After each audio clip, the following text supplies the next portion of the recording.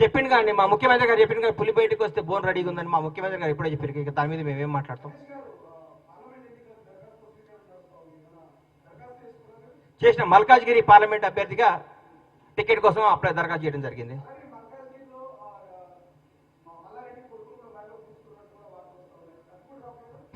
దున్నపోత వస్తుంది, చిన్న దున్నపోత వస్తుంది, కట్టి పడేస్తాం.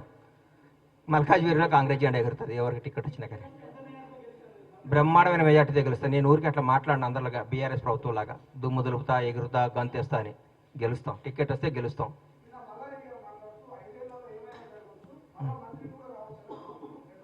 కాంగ్రెస్ జాయిన్ చేసుకోదేమో ఆయనను, మేమైతే జాయిన్ చేసుకున్నాం. మా ముఖ్యమంత్రి మంత్రి ఎందుకు ఇస్తారని మా దగ్గర మహానుభావులు ఎట్లుందండి మా పరిపాలన, ఎట్లుంది అది దున్నపోతున్నా సార్ జాయిన్ చేసుకునేది.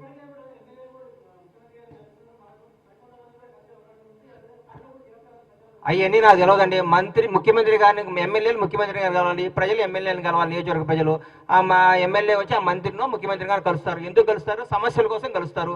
అయ్యా మా ఈ నియోజకవర్గం మా షాద్నగర్లో ఈ సమస్య ఉంది, మాకు ఈ వాటర్ సమస్య ఉంది, ఈ సమస్య ఉంది, ముఖ్యమంత్రి గారు దయచేసి ఆలకించండి కలుస్తారు. దానికి తప్ప సార్? ముఖ్యమంత్రి ఏంది? రాష్ట్రాన్ని పరిపాలించే ముఖ్యమంత్రి మంత్రివర్గాన్ని ప్రతి ఎమ్మెల్యే ప్రతి నాయకులు కలవటం అనేది ధర్మం, అది ప్రజాస్వామ్యం. వాళ్ళలాగా మంత్రులు కలవకుండా ఎమ్మెల్యేలు కలవకుండా ఒక దాంట్లో ఉండి ముఖ్యమంత్రిని కలవాలంటే భగవంతుడు తిరుపతి దర్శనం కూడా అయితే ముఖ్యమంత్రి దర్శనం కాదంటే కాదు కదా. మా ప్రజల ముఖ్యమంత్రి, ప్రజా ముఖ్యమంత్రి, మా ముఖ్యమంత్రి గారు అందరికి అందుబాటులో ఉంటారు. 5 నుంచి అపాయింట్మెంట్లు ఇస్తున్నారు, నైట్ 11 దాకా మీటింగులు చేస్తున్నారు. ఇది ప్రజాపాలన. ఇది దీన్ని ఎట్లా తప్పుగా పడతారో నాకు అర్థమవుతలేదు. అంటే ఇప్పుడు ముఖ్యమంత్రి గారు కలవటం తప్ప, ప్రజలకు అందుబాటులో లేకపోతే కరెక్ట్ అని మీరు చెప్తే అట్లా చెప్తాం. అన్న అట్లా ఎవరిని కలవకన్నా రూమ్లోనే ఉండు, ఎప్పుడన్నా ఒకసారి బయటకు వచ్చి ఇట్లా చెయ్యి వెళ్ళిపోండి అన్న అని అడుగుతాం. మరి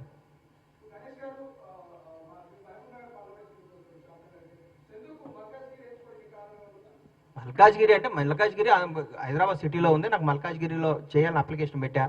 పెద్దలు ఆమోదించి అనుగ్రహించి నన్ను నమ్మి నాకు టికెట్ ఇస్తే ఘన విజయం సాధిస్తా.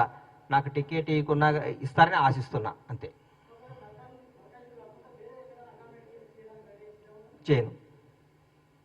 చేయనన్న మల్కాజ్గిరి వస్తుంది, చేస్తా. మీరు ఎందుకు రాదని అంటారు? వస్తుంది.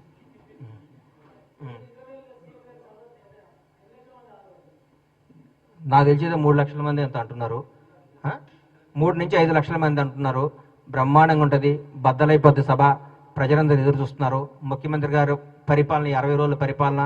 ఈరోజు మీకు అనకూడదు, నేను చెప్తున్నా. ఈరోజు కేబీఆర్ పార్క్లో వాక్ చేస్తున్నా రేవంత్ రెడ్డి గారి గురించి మాట్లాడుకుంటున్నారు.